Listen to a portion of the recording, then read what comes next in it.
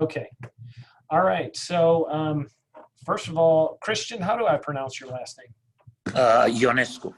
Ionesco. Okay, great. And so you're from Romania originally. Did you grow up there? Or? Yes, I've been born there, and I stayed there until I was 24. In 1987, we've immigrated with the whole family, my parents, my two brothers and one sister, with my wife and three daughters, 10 people.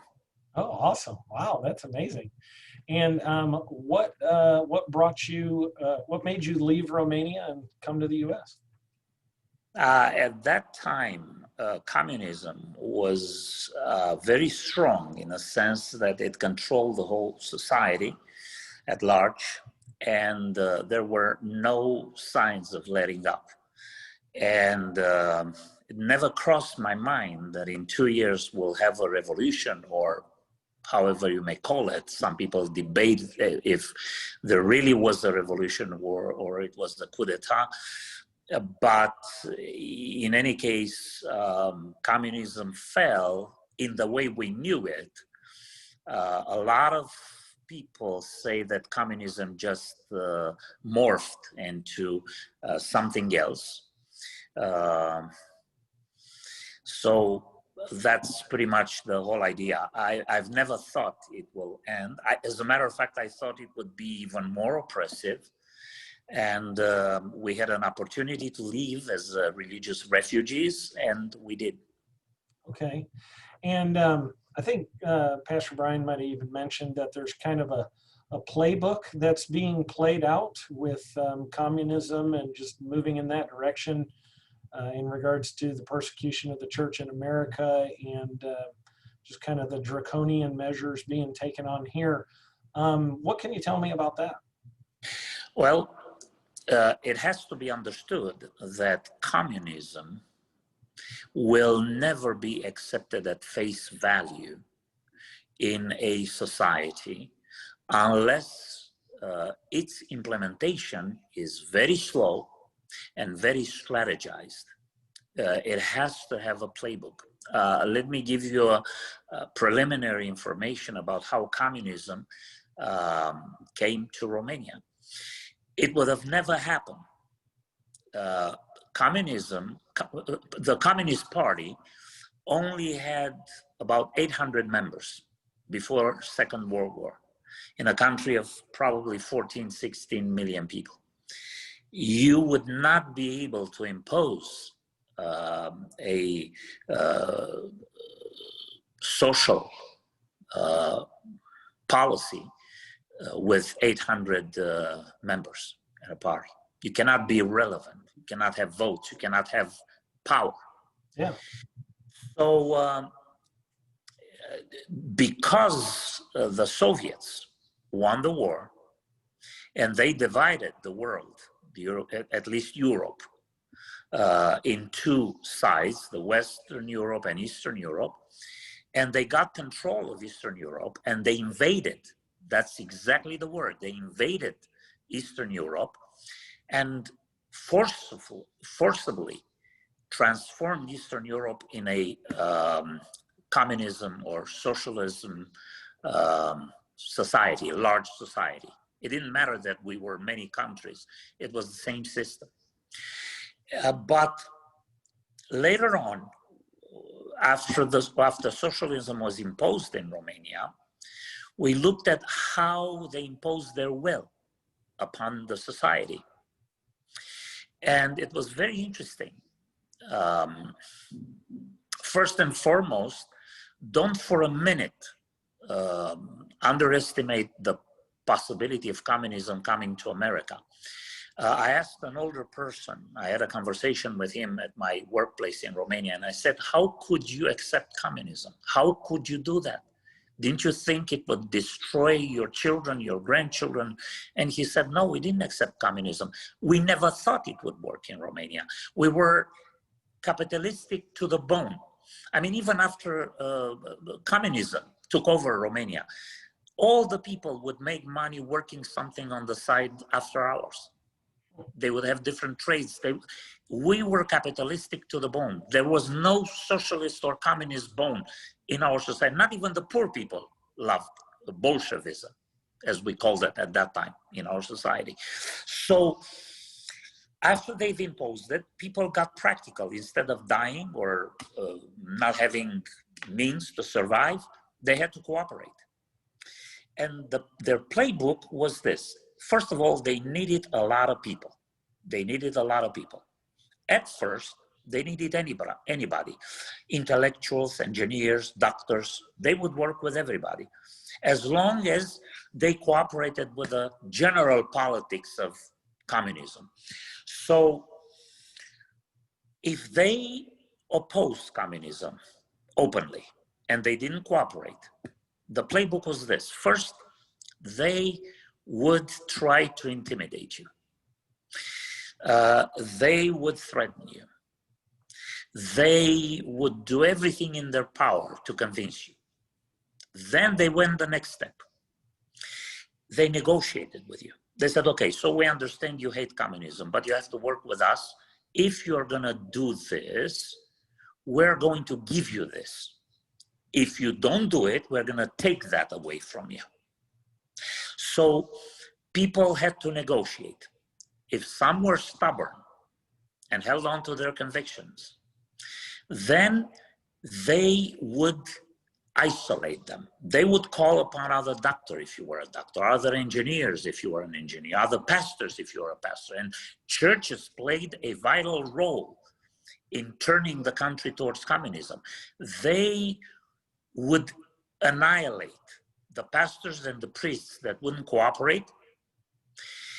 And in the end, they would replace them with informers and collaborators. When you say annihilate, in what way? Imprison and even kill. And did you personally know of, or your family know of, any? Yeah, absolutely. Of people who were both a lot of in leaders. Yeah, we had a lot of leaders in our churches that were imprisoned, and we've never seen them again. And also, some of them, like Pastor Richard Wurmbrand, he wrote the book Martyrs for Christ, something like that. He had an organization. He was for 14 years in prison. He was one of the foremost pastors in Romania at that time. And because he refused to cooperate, he was in prison. He almost died. And then he was purchased by the Norwegian government. But what happened is they would employ your peers to put pressure on you. And if you did not let up in the end, then they would imprison you or kill you. Wow. And this playbook, I saw it time and again at different levels. The patience of the system was very limited. When I'm talking about this playbook, you might think it's years in the making. No. If you get into the spotlight and they identify you as a problem, a nuisance, I think in about 4 to 6 months, they're going to play this to the end. They don't give you a lot of time. In some cases, if you are a very, very important prey and you're significant for their purpose, they might give you a little bit more time. There are some half steps. For example, they would try to blackmail you. I've seen situations where they try to seduce them to immoral acts. They would send an operative, a female operative, or they would try to seduce through another operative their wives.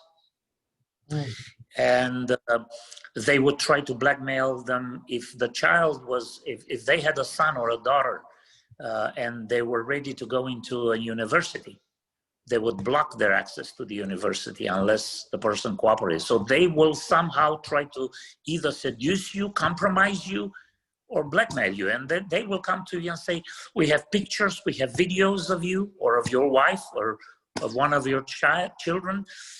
And if you do not cooperate with us, we will give this to your congregation or to your workplace.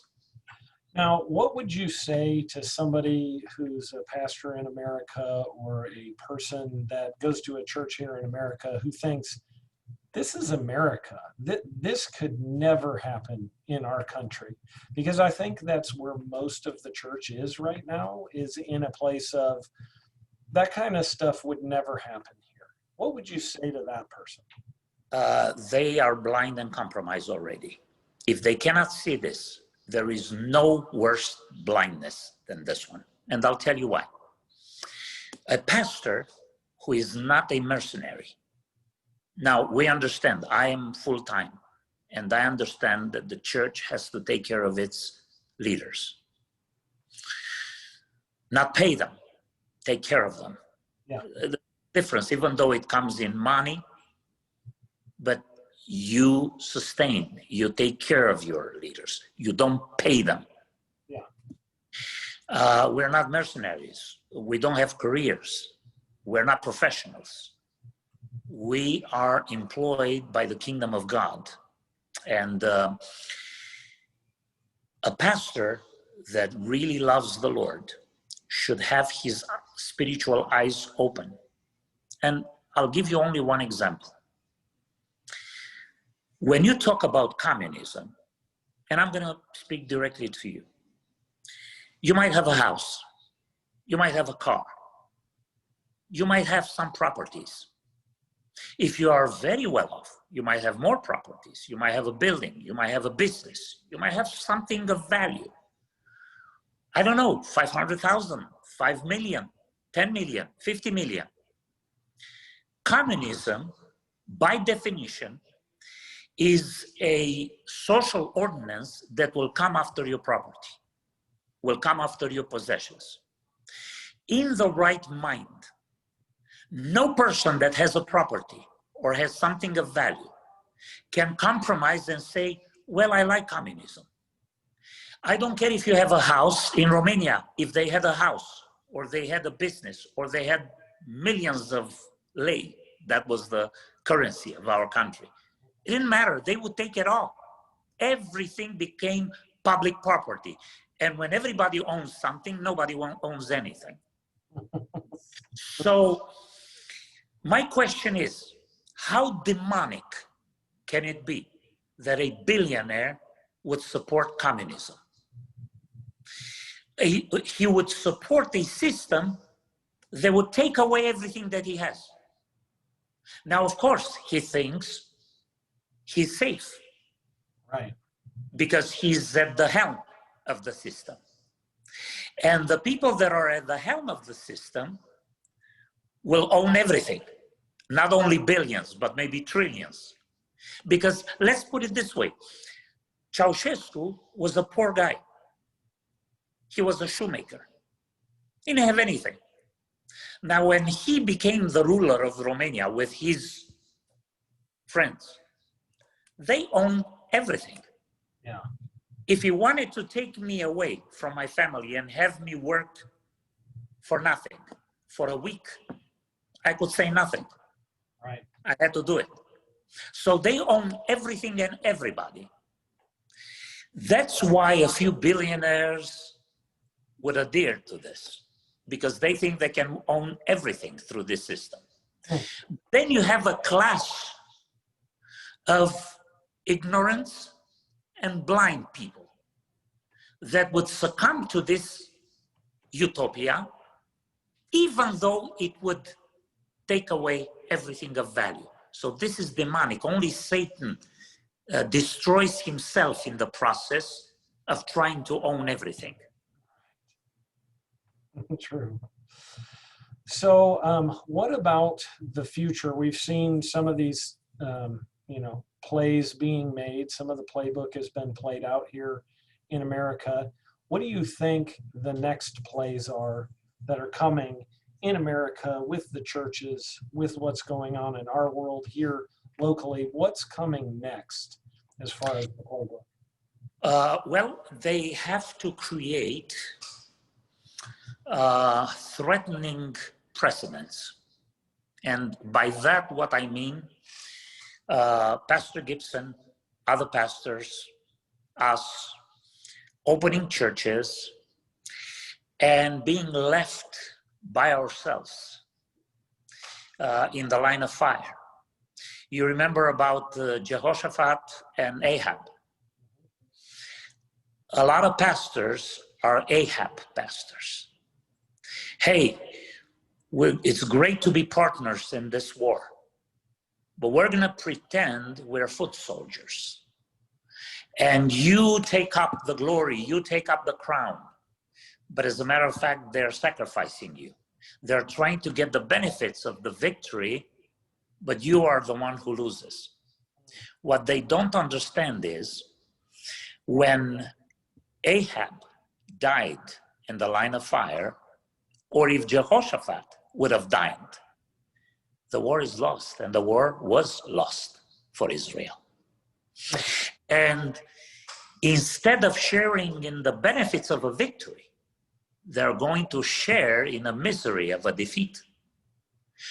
Every pastor should put his crown on his head, should pick up his kingly outwear, and go to the battle being recognizable. The kingdom of God does not have secret agents, only ambassadors. We do not work as follies. We do not work as people that try to look like something other than we are. We don't try to camouflage what we think and what we do. We have to announce, we have to let everybody know what we will do and do it. The only strategy of the Church of Jesus Christ should be the strategy of truth. There is no other strategy for the kingdom of God. And what hurts the most, and I am a little bit outspoken, and I've rebuked a lot of pastors that called me and said, Brother Christy, we're on your side. And I said, no, you're not on my side. You will be on my side when you open your church and you stand for the truth in the open, so you're going to be in the line of fire. Otherwise, words do not comfort me. I don't care about words. You're not my friend, you're my enemy. Because you give in to the politics of the state and you aid and abet them. Because they're trying to show me as a minority. Why would they employ other doctors to destroy a doctor? Or other pastors to destroy a pastor? Because they want to say that he's a goon. He's an out there extremist. These people don't represent the majority. Right. The majority is in line. And when they identify us as extremists, it's easy for them to destroy us. Wow. So what they're doing now, look at the pastor that had been fined $5,000 in California. We've been fined $500 per service. Now they're going up. Yeah, I was at that church. I went out there with Pastor Brian. Right, right. So my point is, and this is why what Pastor Brian did is so refreshing. Not in a million years, I would never call on another pastor, hey, come and stand with me. This is a moment where you don't need an invitation. Wow, that's true. Obviously, we need to be mobilized. But if I'm in the middle of the fire, I cannot ask you, come in the middle of the fire with me. When you see me burning, you have to jump if you're really my brother. And this is why I have the utmost respect for Pastor Brian and what he does. And I've seen him go all over the place. Now, obviously, he was our guest. And you need to treat your guest with utmost respect and be gracious. And we had Pastor Brian preach at our church, and his message was inspiring the congregation. And but even when they didn't care to let him preach or say a lot, he went there just to be there. And that is to be appreciated, because It proves that his goal is not to present himself as a leader of leaders or to get a position out of this, but for the work and for the war that we have to fight. And for that, I commend him and I appreciate him very much. That is awesome. Well, thank you for taking a few minutes to share with me. And that was some really great insight. You know, this is something to which you don't need an invitation. I couldn't agree with you more. But yet still, I'm going to try and round up some troops and come fight with you and fight with Pastor Brian. So I appreciate your words of wisdom and for sharing with me today and taking a little bit of your time. Thank you, Pastor. Only like to say one more thing. Yes, please. The time for wearing velvet gloves is over. If pastors do not cooperate, they should be confronted, they should be shamed, and they should understand that this is not a time when Jesus said, "He who is not against us is with us." The same Jesus said, "He who is not for us is against us." Now, that's the time for it. And I would encourage congregations that have pastors that did not reopen the church. It shows they don't care for their souls. They don't care for the survival of the church. They care only for their own selves. They should be demoted. They should be taken out of their positions and they should be fired. And in front of the people, maybe not so good people that are not such good preachers or such phenomenal personalities, but people who love the church and are ready to lay down their lives for the church. These are the people that should be in front of leading our churches in these times. Strong words, but strong words for a good time right now. I think we need some people who have some strong words and are ready to fight right now. So thank you, Pastor. I appreciate your Thank you so much. today, and I will share this message with others, and I really appreciate you taking a few minutes with me.